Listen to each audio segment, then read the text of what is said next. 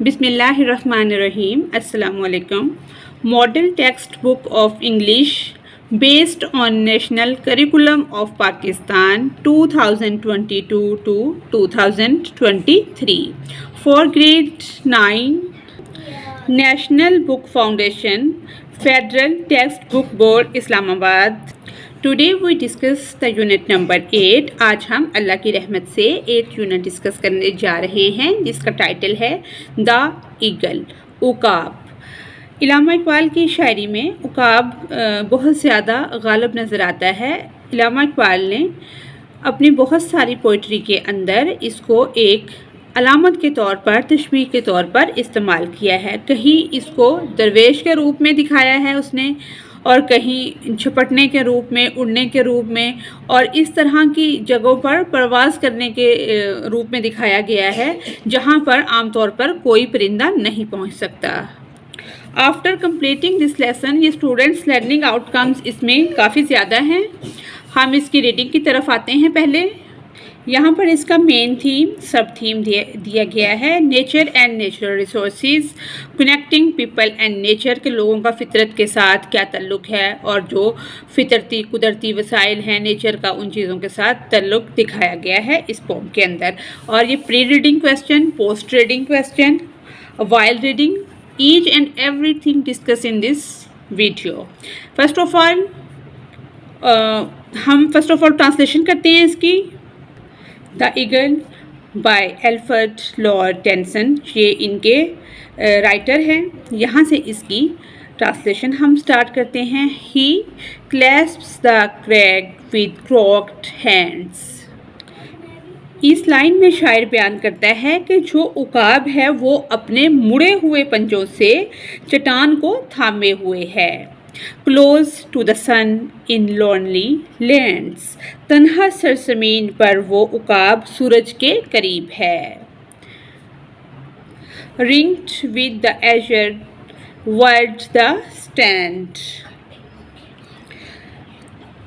नीले आसमान घेरे हुए वो खड़ा है। ही स्टैंड, वो खड़ा है। एजर वर्ड नीले, एजर वर्ड नीले आसमान को कहते हैं। एजर नीले आसमान को थामे हुए वो खड़ा है। The wrinkled sea beneath him crawls, इसके नीचे झुरीदार समुंदर की लहरें हैं। He watch from his mountain wall, वो अपने पहाड़ों की दीवारों से नीचे देखता है। And like a thunderbolt he falls, और बिजली की तरह अपने शिकार को पकड़ने के लिए उस पर लपकता है। अब हम वाइल रीडिंग के क्वेश्चंस जो हैं उनको देख लेते हैं। As you read the first stanza, इस पोम के अंदर 2 ही स्टैंजा हैं जो कि हमने रीड आउट किए हैं। जैसे ही आप फर्स्ट स्टैंजा को पढ़ते हैं, what do you picture in your mind, आपके जहन में क्या तस्वीर आती है। Describe the setting and the subject, पढ़ते हुए सवालात जब आप पहला बंद पढ़ते हैं तो आप अपने तसव्वुर कशी, क्या आपके तसव्वुर में क्या चीज़ आती है, तो आप अपने तसव्वुर में क्या तस्वीर कशी करते हैं। व्हेन, जब आई रीड द फर्स्ट स्टैंजा, जब मैंने पहला स्टैंजा पढ़ा, रीड किया, आई पिक्चर, तो मेरे जहन में जो तस्वीर आई, a sultry eagle perched on a red cliff. Rugged cliff होता है नाहमवार चट्टान। इट्स क्लास, जो इसके पंजे हैं, firmly gripping the Rocky Cliff, वो उन्होंने पंजे उसके जो हैं वो चट्टान के अंदर फंसे हुए हैं, मजबूती से उन पर गिरफ्त हासिल है। The landscape is depicted as barren and desolate with the eagle position close to the sun, surrounded by a vast expanse of blue sky। यानी कि इसको हम इस तरह भी समझ लेते हैं कि नाहमवार चट्टान इसके पंजे मजबूती से नाहमवार चट्टान को अपनी गिरफ्त में ले रहे हैं, और ज़मीन की तज़ाइन को बंजर और वीरान के तौर पर दिखाया गया है, जिसमें उकाब जो है वो सूरज के करीब है, जिसके चारों तरफ नीले आसमान की एक वसी वसत है, कि चारों तरफ जो है वो नीला आसमान फैला हुआ है। द इमशरी इवॉक्स, यानी कि तस्वीर कशी करता है, a sense of isolation and grandeur असमत, highlighting the eagle's dominance over its surroundings। यानी कि मंजर कशी अपने इर्द गिर्द के माहौल पर उकाब के गलबा को उजागर करते हुए तन्हाई और अजमत के एहसास को जन्म देती है। और द सेकंड आंसर, इसका ये आंसर भी हम लिख सकते हैं आपकी आसानी के लिए। After reading the first stanza, पहला स्टैंजा पढ़ने के बाद, I imagine a majestic eagle perched on a ragged cliff, its claws gripping the ledge tightly. The landscape is depicted as vast and remote, with the eagle standing proudly against the backdrop of the blue sky. दूसरे stanza के अंदर दूसरे मिसरे में शायर ने समुंदर और पहाड़ पर नज़र रखने वाले का एहसास दिलाने की तकरीर को कहीं पर शायर उसे ये दिखाता है कि उसने सूरज के करीब वो घूमता है नीले आसमान के गिर्द, और इसी तरह ज़मीन की तज़ाइन को वसी और दूर दराज से वो देखता है, और इसी पस मंज़र पर वो प्राउड करता है, फ़ख्र करता है, proudly against the backdrop of the blue sky, के उकाब नीले आसमान के पस मंज़र में फ़ख्र से खड़ा है। दिस इमेज, ये तस्वीर जो है, evoke a sense of solitude and grandeur, highlighting the eagle's dominance and power. ये तस्वीर जो है उकाब की गलबा और ताकत को उजागर करते हुए तन्हाई और अजमत का एहसास दिलाती है। सेकेंड है, which figure of speech does the poet use in the second stanza to convey a sense of sea and the watcher on the mountain, also discuss its effect on the tone of voice। के नज़म के लहजे पर इसके असरात पे भी हमने बहस करनी है और इस एहसास को भी बयान करना है जो उसने शख्सियत के लिए इस्तेमाल किया है। तो इसका एक आंसर तो ये है, द पोएट यूज़, जो शायर है वो इस्तेमाल करता है personification, शख्सियत, in the second stanza to convey a sense of the sea and the watcher on the mountain by describing the sea as wrinkled and having it crawl. The poet instills it with human-like qualities, emphasizing its movement and texture। दूसरे बंद में शायर जो है समुंदर और पहाड़ पर नज़र रखने वाले का एहसास दिलाने के लिए किसका इस्तेमाल करता है, शख्सियत का, पर्सोनिफिकेशन का, और समुंदर को झुर्रियों वाला करार देकर इसे रिंगना का नाम भी देता है। और ये लफ्ज़ इस्तेमाल करके शायर ने इसकी हरकत और साख्त पर, मूवमेंट पर और टेक्सचर जो है उसकी साख्त, उस पर जोर दिया है। This personification enhance the poem's tone by creating a vivid and dynamic image of the sea motion, contrasting with the stillness of the eagle on the mountain। ये शख्सियत जो है पहाड़ पर उकाब की खामोशी से मुतसादम समुंदर की हरकत की एक वाज़िया और मुतहरक तस्वीर बनाकर नज़म के लहजे में, जो नज़म की टून है उसमें क्या करती है, इजाफा करती है। और द सेकंड आंसर भी हम इसका देख लेते हैं। The poet used personification in the second stanza to convey a sense of movement and vitality in the natural world. शायद दूसरे बंद में फितरी दुनिया में हरकत और जुनूनियत का एहसास दिलाने के लिए किसका इस्तेमाल करता है, शख्सियत का। By describing the sea as wrinkled and having it crawl, the poet infuses it with human-like qualities, emphasizing its dynamic and ever-changing nature। समुंदर को झुर्रियों वाला करार देना और इसकी मुतहरक और बदलती हुई फितरत पर जोर देने के लिए इंसान जैसी खसूसियात से दुचार किया गया है। This personification adds depth to the poem's imagery and enhance its tone by creating a sense of movement and life in the sense। ये सीन यानी कि मंजर, ये शख्सियत नज़म की मंजरकशी में गहराई का इजाफा करती है और मंजर में हरकत और ज़िंदगी का एहसास पैदा करके इसके लहजे में इजाफा करती है।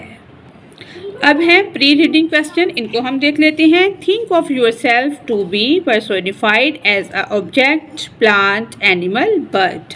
अपने आप को एक शय, पौधे, जानवर, परिंदे के तौर पर जाहिर करके सोचें। इसका जवाब है एज द पर्सोनिफाइड ऑब्जेक्ट, बतौर शख्सी शय। आई वुड चूज़, मैं मुंतखब करता हूँ या करती हूँ, टू बी अ माउंटेन, कि पहाड़ बनने का मैं इंतखाब करूँगा कि काश मैं पहाड़ होता। As the personified object, I think of myself to be the sun. और दूसरा जवाब ये है कि बेतौर शख्सी शय मैं अपने आप को सूरज समझता हूँ। आप अपने अकॉर्डिंग कोई भी इसका आंसर दे सकते हैं।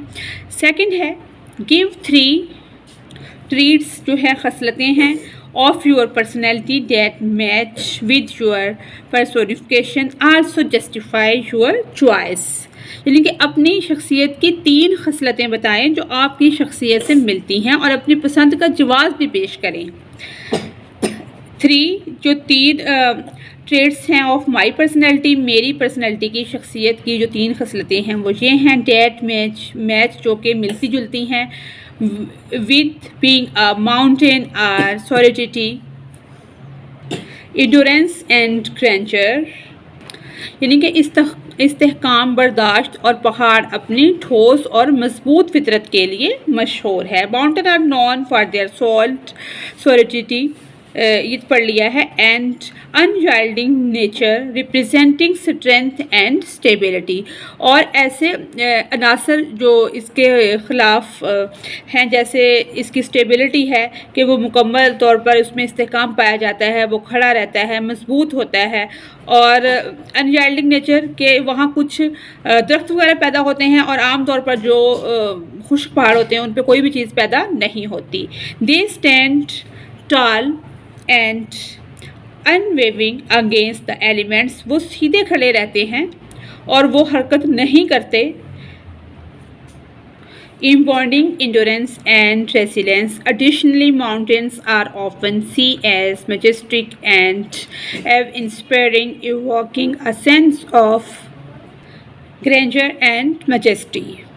इसमें एडिशनली मज़ीद बना ये बयान हुआ है कि पहाड़ों को अक्सर शानदार और हैरत अंगेज़ तौर पर देखा जाता है, जो शान व शौकत का एहसास पैदा करते हैं।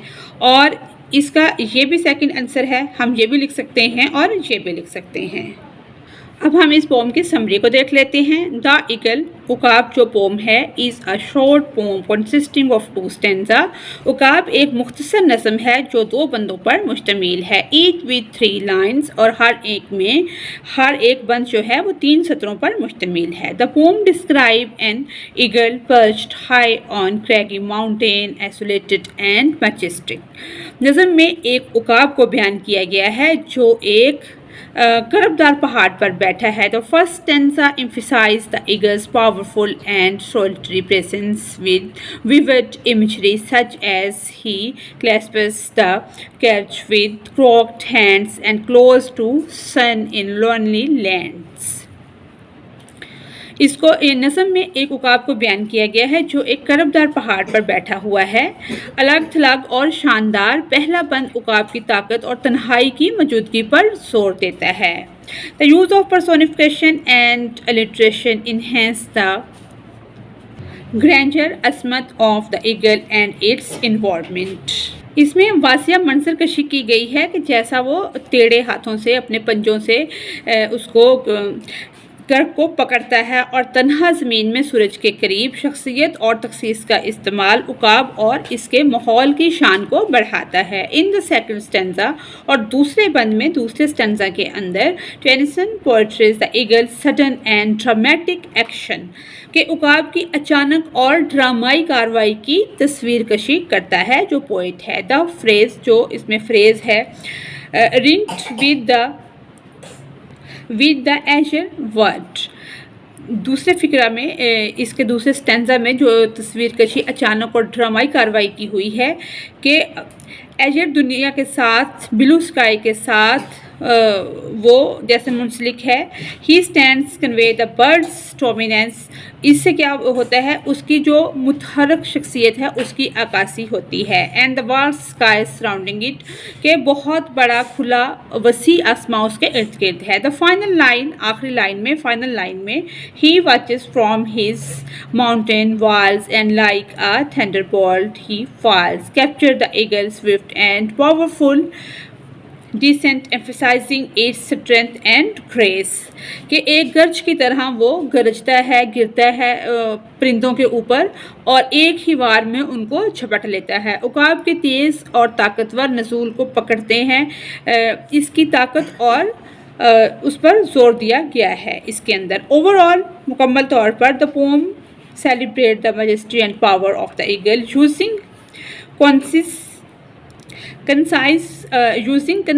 कंसाइज होता है मुख्तसर and evocative language to create a vivid image of the bird and its natural habitat, कि मजमूई तौर पर मजमूई तौर पर नस्म उकाब की असमत और ताकत का जश्न मनाती है और इसके नेचुरल हैबिटेट जो कुदरती रहायशगाह में परिंदे की एक वाज़िया तस्वीर बनाने के लिए मुख्तसर और इश्ताल अंगेज़ ज़ुबान का इस्तेमाल करती है। और सेकंड इसकी जो समरी है वो ये है, आपको जो भी इजी लगे वो आप कर सकते हैं।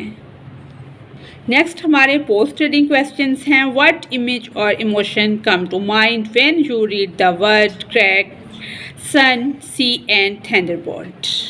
इसका आंसर है when I read the word crag, sun, sea and thunderbolt I envision rugged cliffs, नाहमवार चट्टानें, in intense sunlight, turbulent waters and a swift and powerful force respectively. These images evoke feeling of strength, power and natural beauty, adding depth to the poem's imagery and themes. यानी कि जब मैं लफ्ज़ crack बोलता हूँ तो सूरज, समुंदर और थंडरबोल्ट पढ़ता हूँ तो बेतरतीब नाहमवार चट्टानों, तेज़ सूरज की रोशनी, हंगामा खेज पानी और एक ताकतवर कुव्वत का तस्वर करता हूँ। ये तस्वीर ताकत और कुदरती खूबसूरती के जज्बात को जन्म देती है जिससे नज़म की मंजरकशी और मौज़ूआत में गहराई शामिल है। और द सेकंड आंसर भी हम इसका देख लेते हैं। Crack, I इनविजन rugged cliffs symbolizing strength and endurance. इसी तरह से sun, I see a radiant sphere symbolizing warmth and energy. जैसे मैं सूरज को देखता हूँ तो उससे क्या महसूस होता है, एनर्जी और गर्माइश। इसी तरह सी है, I imagine vast waters evoking feeling of awe and wonder. Thunderbolt, this suggest a powerful force evoking excitement and respect for nature's power. Second question है, how do you interrupt the relationship between the subject and the elements of the nature in this poem. इस question में हमने नज़म में मौजू और फितरत के अनासर के दरमियान ताल्लुक़ की तशरीह हम कैसे करते हैं। The relationship between the subject क्या है, द ईगल, उकाब इसका यानी कि मौजू है, and the elements of nature, और जो नेचर के एलिमेंट्स हैं, फितरत के अनासर हैं, वो क्या है, the crag, sun and sea, ये क्या है, फितरत के अनासर हैं। In this poem is one of dominance and majesty. The eagle is portrayed तस्वीर कशी करता है एज अ पावरफुल, एक ताकतवर and majestic creature closely connected to the natural environment, जो कि कुदरती माहौल से, फितरी माहौल से कनेक्टेड है। It birds high above the landscape close to the sun, उसका बहुत बुलंदी पर उड़ना, सूरज के करीब है। And observe the world below, और वहाँ से ऑब्जर्वेशन करना ज़मीन की, विद अथॉरिटी एंड कॉन्फिडेंस, वो एक अथॉरिटी की और एतमाद की अलामत है। Generally the poem depicts the eagle as a mighty and majestic being, deeply entangled, बहुत ज़्यादा गहराई में उलझा हुआ, विद इट्स नेचुरल सराउंडिंग्स, कि वो अपनी इर्द गिर्द की चीज़ों के अंदर बहुत गहराई में उलझा हुआ है, कभी वो पहाड़ों के ऊपर है, कभी सूरज के करीब है, कभी खुले आसमान के नीचे है। इसी तरह से ये सेकंड क्वेश्चन भी हम इसका लिख सकते हैं। और क्वेश्चन नंबर 3 जो है, What emotions did you experience while reading this poem, के इस नज़म के while reading, जो रीडिंग के दौरान के क्वेश्चन थे, उनमें हमने क्या इमोशंस हैं, क्या एहसासात हैं, आपके तजर्बे में क्या एहसासात आए हैं कि हमने क्या सीखा है इस पोम से। While reading this poem, I experienced emotions of a खौफ के, admiration and reverence, the vivid imagery and powerful language evoke a sense of wonder at the beauty and majesty of nature as well as respect for the eagle's strength and ability. यानी कि इस नज़म को पढ़ने के बाद खौफ, तारीफ़ और तज़ीम के जज्बात का तजर्बा किया और मंजर कशी और ताकतवर ज़ुबान ने फितरत की खूबसूरती और शान शौकत के साथ उकाब की ताकत और काबिलियत के लिए भी हैरत का एहसास पैदा किया। और ये इसका सेकंड आंसर भी हम लिख सकते हैं, जो भी इजी लगे वो हम लिख लेंगे। और फोर्थ क्वेश्चन है, if you are given the chance of revising the poem's current title, what would you choose it to be? इसमें ये पूछा गया कि अगर आपको नज़म के मौजूदा अनवान पर चांस दिया जाए कि उसका जो मौजूदा अनवान है उस पर नज़र साने का मौका दिया जाए तो आप क्या मुंतखब करेंगे? If I were to revise the poem's current title, it would be above the world. This title highlights the eagle's lofty position high above the landscape, underscoring the themes of detachment, latalki, and supremacy over the natural world. It also captured the grandeur and isolation conveyed in the poem. अगर मैं नज़म के मौजूदा अनवान पर नज़रसानी करूं तो ये दुनिया से ऊपर हो सकता है। ये अनवान कुदरती दुनिया पर लाताल्लुकी और बालादस्ती के मौज़ूआत पर रोशनी डालते हुए ज़मीन की तज़ाइन और उकाब के बुलंद मकाम को नुमाया करता है। ये नज़म में बयान की गई अज़मत और तन्हाई को भी गिरफ्त में ले लेता है और इसका ये सेकंड आंसर भी हम लिख सकते हैं। और फिफ्थ क्वेश्चन है, can you identify any symbolic or metaphorical elements in the poem? कि नज़म में किसी अलामती या इस्ताराती अनासर की निशानदही कर सकते हैं। Alfred Lord Tennyson's poem The Eagle is rich with symbolic and metaphorical elements that enhance its performed depth. Here are a few जो इसकी एल्फ्रेड लॉर्ड टेनिसन की जो पोम है द ईगल अलामती और इस्ताराती अनासर से माला माल है जो कि इसकी गहराई को बढ़ाती है। यहाँ पर चंद एक ये एलिमेंट दिए हुए हैं। The eagle as a symbol of power and freedom. The eagle itself is often a symbol of sovereignty, strength and freedom. Its solitary existence and dominion over the vast landscape reflect qualities of independence and unconquerable spirit.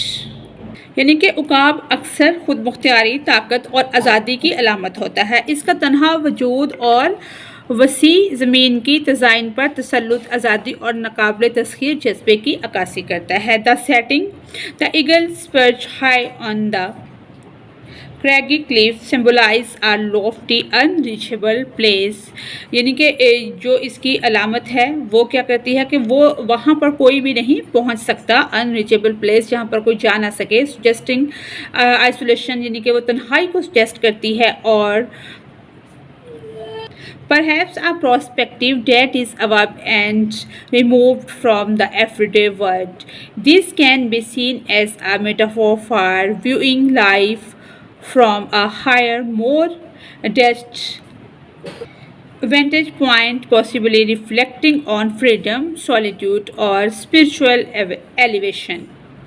इसमें यह कहा गया है कि उकाब का perch एक ऊंचा और नाकाबिले रसाई जगह की अलामत है जो तन्हाई या शायद एक ऐसे नुक्ते की निशानदही करता है जो रोज़मर्रा की दुनिया से ऊपर और थोड़ी हट के है। इसे ज़िंदगी को एक आला और बहुत ज़्यादा अलग थलग मुकाम से देखने के इस्तारे के तौर पर देखा जाता है और मुमकिन तौर पर आज़ादी, तन्हाई या रूहानी बुलंदी पर गौर करना। और सेकंड आंसर हम इसका ये भी लिख सकते हैं, close to the sun in lonely lands, the action of falling like a thunderbolt। ये भी इसका आंसर हम लिख सकते हैं।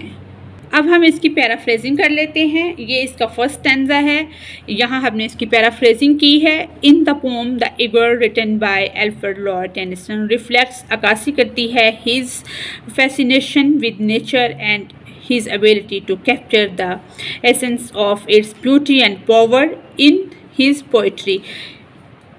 कि फितरत के साथ और अपने सहर और अर्ज़ की खूबसूरती और ताकत के जौहर को अपनी शायरी में हासिल करने की सलाहियत को ज़ाहिर करती है। द पोम, ये जो नज़म है, इस नज़म में पोर्ट्रेज मंजरकशी करता है जो पोइट है।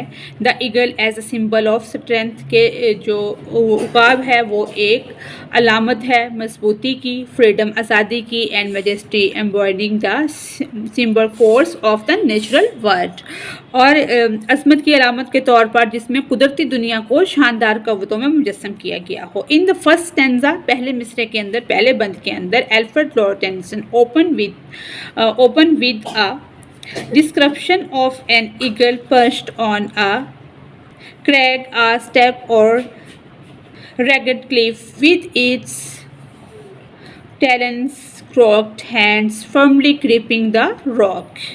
यानी कि पहले मिसरे के अंदर, फर्स्ट स्टैंजा के अंदर एक उकाब की वजाहत की गई है जो कि एक कर्क, एक खड़ी या नाहमवार चट्टान पर बैठा है जिसके टेले यानी कि टेढ़े हाथ, जो उसके पंजे हैं, चट्टान को मजबूती से पकड़े हुए हैं। The eagle is situated in a remote and desolate place close to the sun, और उकाब जो है वो एक दूर दराज वीरान जगह पर वाक़या जगह है जहाँ बैठा है और सूरज के वो करीब है। Which could imply high altitude or barren landscape where the sun's rays are intense, जहाँ पर उसका मतलब ये है कि ऊंचाई और बंजर मनाजर को वो देख सकता है जहाँ पर सूरज की शुआएं शदीद होती हैं। वो बहुत बुलंद जगह पर बैठा है। नेक्स्ट है द फ्रेज जो इसके अंदर है, ringed with the azure world suggested that the eagle is surrounded by the vast blue sky. ये वाला फ्रेज सुजेस्ट क्या करता है कि ईगल के इर्द गिर्द, उकाब के इर्द गिर्द क्या है, बहुत बड़ा खुला वसी नीला आसमान है। Creating a striking image of a eagle standing proudly in its natural habitat. ये जो फ्रेज़ है ये क्रिएट करता है उसकी फितरती दुनिया पर जहाँ पर वो फ़ख्र से रहता है। The eagle stands as though ruling the plains below him, evoking a strong sense of authority and intelligence in addition to a typical connections of independence and bravery connected with eagles। यानी कि इस फ़िक्रा से पता चलता है कि उकाब वसी नीले आसमान के दरमियान खड़ा है या आसमान उसको इर्द गिर्द से घेरे हुए है, जिससे उकाब अपनी कुदरती रहायशगाह में फ़ख्र से खड़े होने की एक हैरत अंगेज़ तस्वीर बनाता है। उकाब इस तरह खड़ा है जैसे वो अपने पंजे के मैदानों पर हुक्मरानी कर रहा हो। उकाब के साथ जुड़ी आज़ादी और बहादुरी के मखसूस मफ़हूम के अलावा इख्तियार और ज़हानत के मजबूत एहसास को जन्म देता है। सेकंड स्टैंजा है, अब हम इसकी पैराफ्रेजिंग कर लेते हैं। In the poem the eagle written by Alfred Lord Tennyson reflects his fascination with nature and his ability to capture the essence of its beauty and power in his poetry।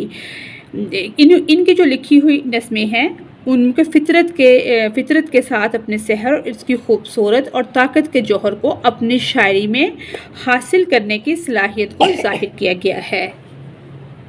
Embodying the sublime force of the natural world, नज़म में उकाब की ताकत, आज़ादी और अजमत के तौर पर पेश किया गया है। In this stanza the speaker जो राइटर है describe the scene below the eagle as it perch high above.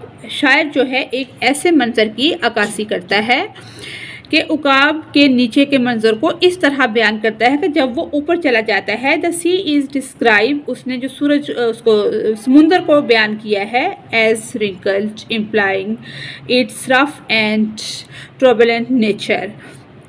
छुरियों के तौर पर समुंदर को बयान किया गया है जो इसकी खुरदरी और हंगामा खेज फितरत का मतलब है। The wrinkled sea beneath the eagle, जो छुरियों वाला समुंदर है नीचे है उकाब के, depicted as turbulent and rough, emphasizing the contrast between the eagle calm demeanor but and chaotic nature of the sea, जिसमें उकाब के पुरसकून रवैये और समुंदर की अफरा तफरी की नोयत के दरमियान फ़र्क पर जोर दिया गया है। From its vantage point of the mountain walls, the eagle watches with keen observation, embodying a sense of authority and dominance over its surroundings.